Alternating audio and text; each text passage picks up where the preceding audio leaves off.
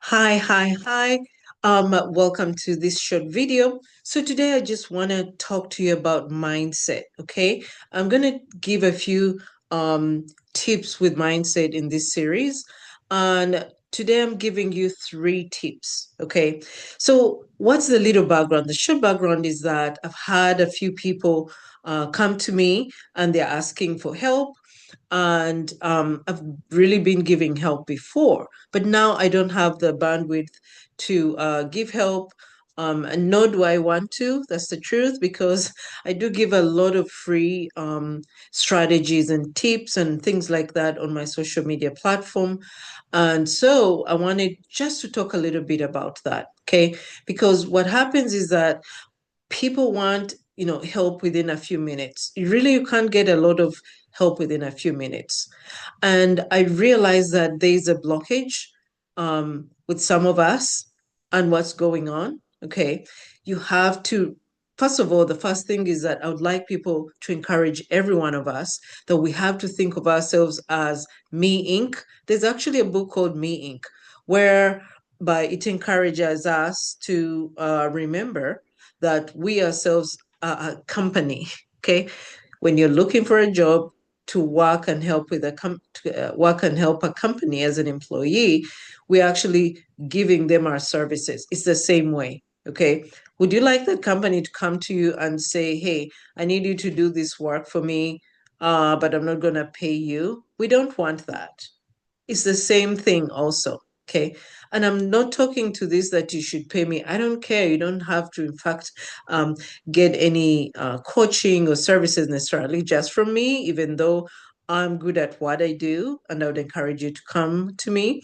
Um, but the thing is that we have to get out of that mindset because we want just, things that are going to be at a very, very low level. It doesn't help us. We have to be willing to want to get a skill set, especially in this environment. Okay. So, what are the three tips that I want to share with you? Um, the three tips that I want to share with you are, first of all, that we have to be willing really look, to be willing to be going into new directions with our job. There's a big number of people that have been laid off, many coming from the big tech. If it's not big tech, it's really from different tech companies or big companies. So you want to look and be able to be open to look for the job that is different from maybe perhaps your old role. Why? Because there are just so many people that have been let go from the same roles that you were in or the same companies. All right. And then number two is that we have to be willing to go into new areas, new industries, okay, where our skills, or at least some of our skills, can be transferable. So with that, that means that we have to be able to upskill. Because if you're going into a new area, you have to upskill. I have done this myself many times. I'm still doing it. I'm still learning myself in different areas, not necessarily what I teach, but some things that are complementary to that, especially concerning AI in healthcare, um, AI and how we can use AI in different tools for project management, as an example. But I am doing this myself. And also other areas where I feel that I may need a bit more competence or a bit more confidence, or to learn something new in those areas. Okay. So none of us is going to be immune to upskilling, because if you don't, you're going to get left behind. And the world of technology is moving very fast. Why technology? I'm not saying you have to be in technology, but rather the tools that are being used in the industry out there, they're moving very fast and changing. That's the reason. Okay. Third is we have to be very strategic and look at the areas where there's active demand right now for talent. What does that mean? That means that areas that have been marked as the fastest either growing, or the areas where now the jobs are. And also, when you're looking through those areas, you have to be looking that is there enough innovation that I'm not going to be let go maybe in a few months? Okay. Because the thing with that is the difference between where you may be right now, where you came from, meaning the industry or the company. And if you think about it, right, it doesn't hurt to go back, but also at the same time, are they going to let you go within a short time if you're to go back, or some of those same industries? So those are the things we have to be looking at. All right. And as a bonus, one of the other things I would say is this, that be strategic in how you look. Be strategic. Okay. Are you looking in an area that is growing? Are you looking in an area right now that's going through some innovation? And there are several of those.